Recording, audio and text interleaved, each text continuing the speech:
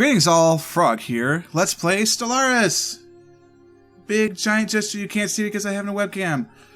It's Stellaris, it's here. It's amazing. I've only played it about 5 hours on the live stream, and if you didn't come into the live stream on Monday, you missed a good time. Definitely, you want to be paying attention to Twitter. Come follow me over there because I announce things like that. Although I had mentioned it in a couple of videos, but there was a live stream. Yes, Chance, of course. Now that I'm recording, now you're going to talk. I let you in here all day and you were quiet. Now that I'm recording, you get to hear a lot of him in the live stream as well. But we played for about 5 hours, and I'm not going to play that campaign, but that campaign will be the live stream campaign. I'll be playing it later today, actually, as you watch this, hopefully, because you're going to watch this day it comes out. We will stream Stellaris Tuesday in our normal slot at 8 p.m. We'll probably play an hour of GeoGuessr from 8 to 9, and then Stellaris from 9 to 11, because this game is just that good.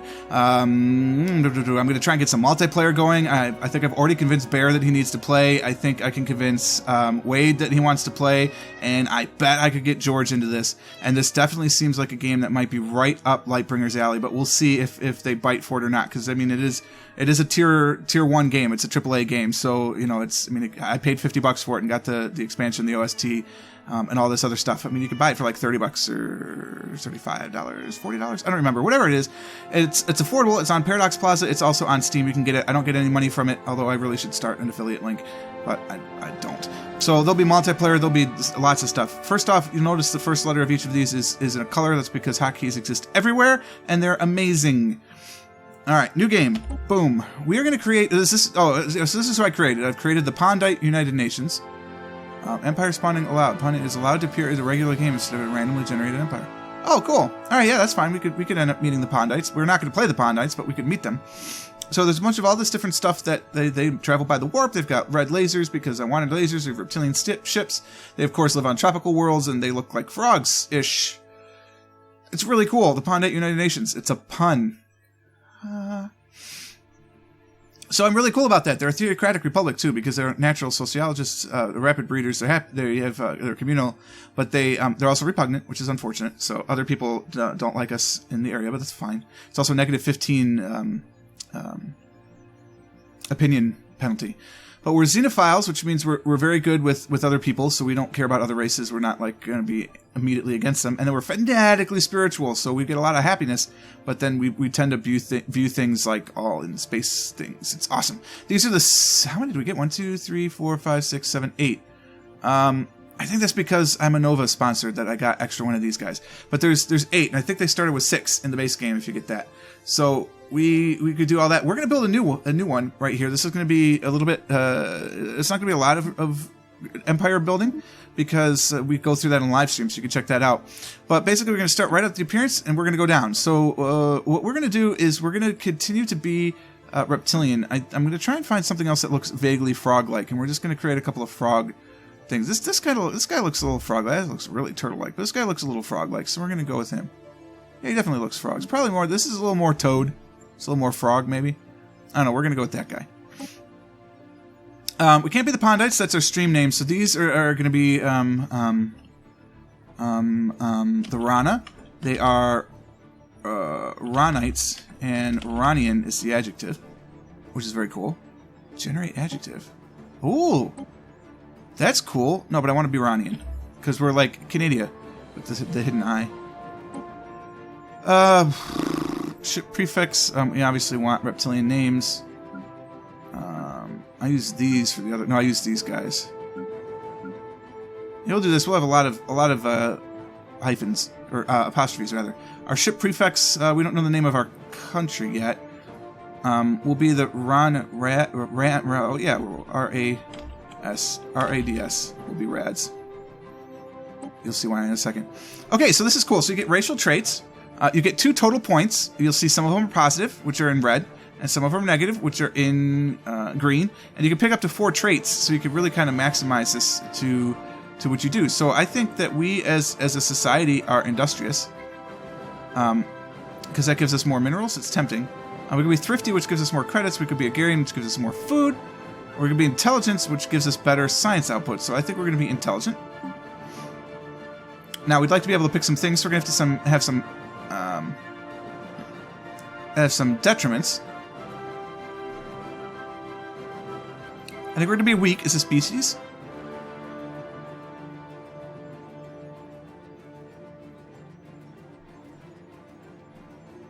We could be slavers. My other race is definitely not slavers. Let's be slavers. So we're going to be decadent. During resilient. Venerable. No, that's obviously way too many points. Charismatic. We could be strong. Get more minerals that way. I like that. And we'd have to pick one more trait, which would be negative. So we'll just do 3. We'll be decadent, strong, and intelligent. So we don't mind. And in fact, we're going to need slave. Oh, no, I don't want that. Good. So it's silly. We'll be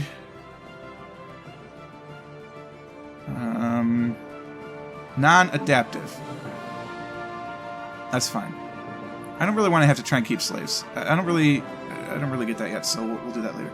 Males look like this. Females, they look the same apparently. Will be male. Our leader will be Herpulus. Oh wait. Because there's hyphens in our names.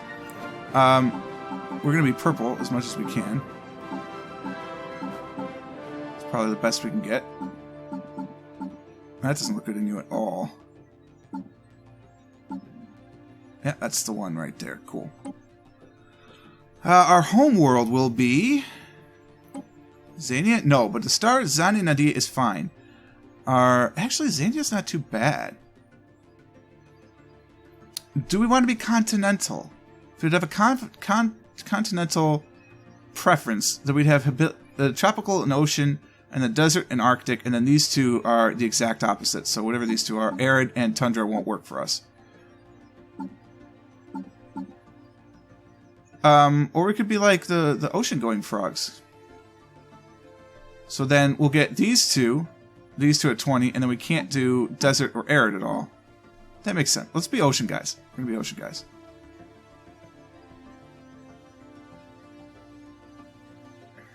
Yeah, we're gonna do that.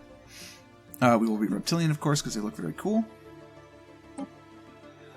Okay, now in here we have that last screen. By the way, is just all looks. It doesn't change anything. So this now we have government and ethics. So right now, if we don't pick any ethics points, which is silly, that we could be a indirect democracy. So an election every 5 years, we'd get leader skill levels +1 and leader recruitment cost -10. We could do a plutocratic oligarchy, which you have elections every 40 to 50 years, and you get better energy credits and minerals. It's plutocratic, of course. And then we could be despotic, which gives you cheaper building costs, but then slave minerals and slave food output. So we'd need slaves, but we're not going to necessarily do that. Hi, wife. Hi. How are you? Good. I'm recording Stellaris. I'm fine. Yeah, it's very exciting. I'm not going to be up too late, though. Okay. I'm going to be at work at 7 o'clock in the morning. Doesn't that sound horrible, YouTube? It sounds horrible to me. And then we've got 4 other types of government that you can see we can unlock. So we have to not have certain ethics, and we have to have a certain other ethics to have this stuff.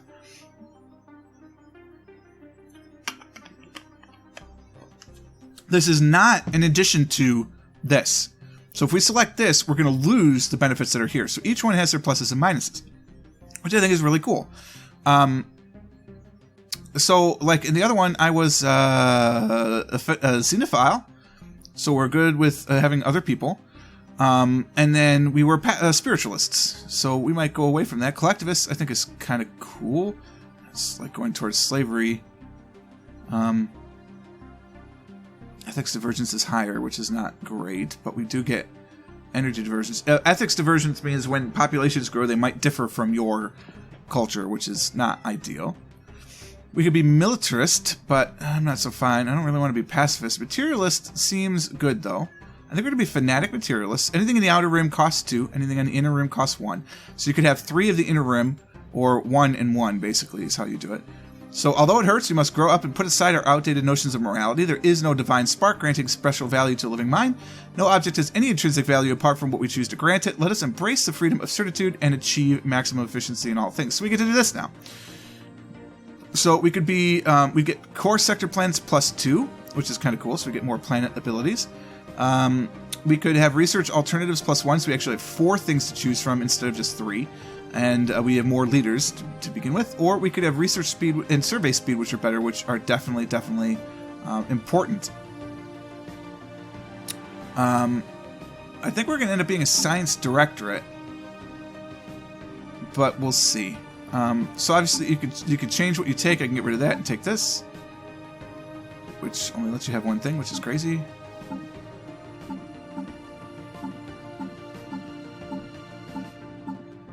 I see how it works. Okay, well, we want to be fanatic individualists, who I think xenophile is a good trait.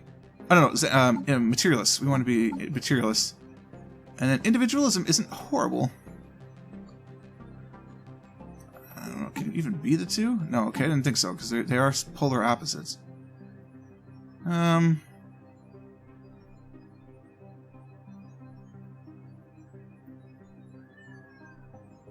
going to be collectivists. So we have tolerance for slavery. And food consumption. So we might keep some slaves, maybe. And I think we'll be a science directorate. Alright, works for me. Our empire name, of course, will be the Ranian Radiant Alliance Directive. So we're rad. So the Radiant Alliance Directive ships. Adjectives will be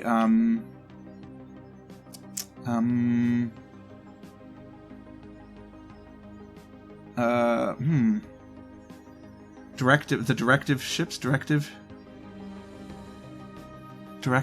is a noun. Can it be used as an adjective? Why not, right? This is gonna, all English people are gonna go crazy. Because Ranian is the name of our oh, it's gonna be Ranian Alliance, I bet. Nope, Ranian Alliance, okay, that's good, that's good. I kinda like the off-center nature of this. Let's do that. We'll be...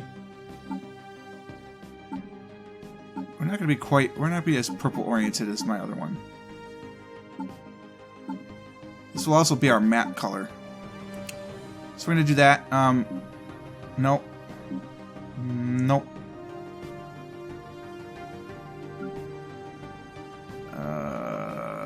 Nope. Maybe.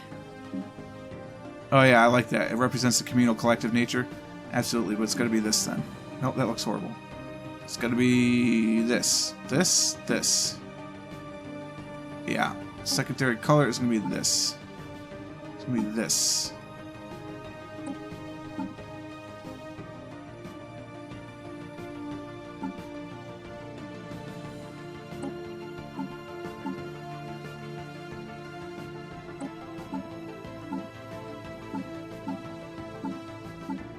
It's going to be this.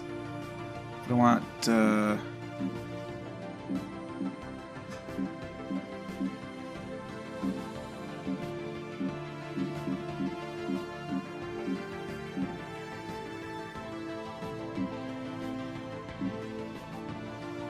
want that.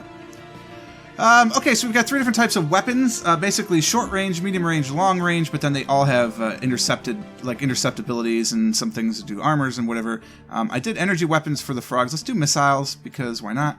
And then there's 3 ways to travel through space. There is the warp travel, which they recommend for standard. It's basically you just move from where you want to go, but you have to go system to system. Hyperspace is a lot faster. But to do it, you have to have lanes. And I think I'm going to do this one just because I want to see what it looks like. And then wormholes, you need to build wormhole generators, and I just don't want to deal with that right now.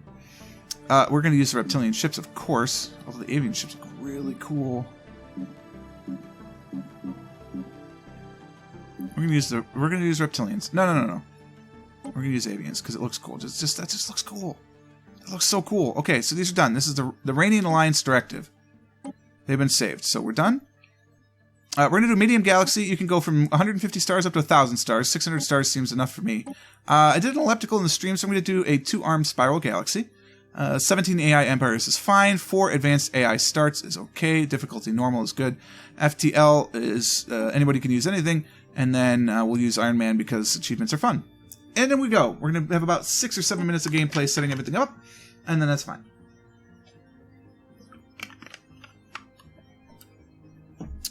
I do not have the tutorial on because you can watch that on the stream.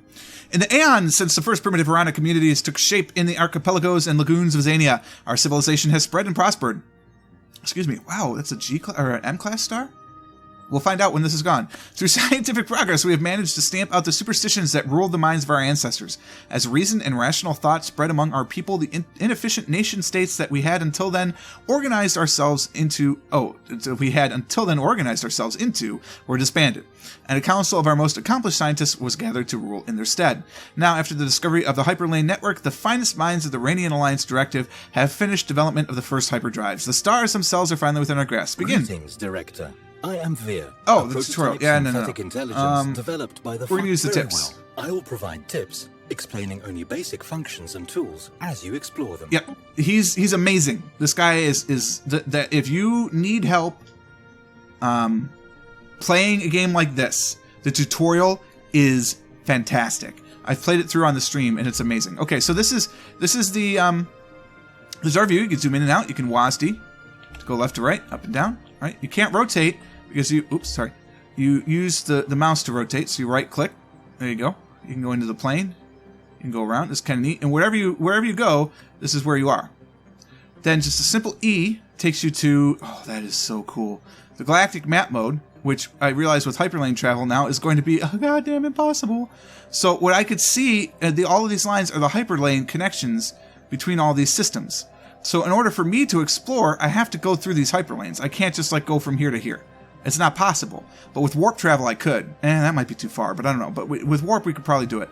With the wormhole, we definitely could do it because there'd be wormhole generators and everything. This is cool, man. This is neat. So you can do the same thing, right-click everything in here, but check this out. Quill noticed this, and I think it's so cool. When you let go, it always goes back to Galactic North. So you always know where you are. What is this? I know about the Haribin Nebula. I wonder why. I know about some other stuff, too. I don't know. But this is us. This is the Ranian Alliance Directive. We're going to be kind of brownish, which is kind of cool. We live on Zani Nadi. Najungus Vale is the star that we're in. Like, this is our star cluster. Very cool.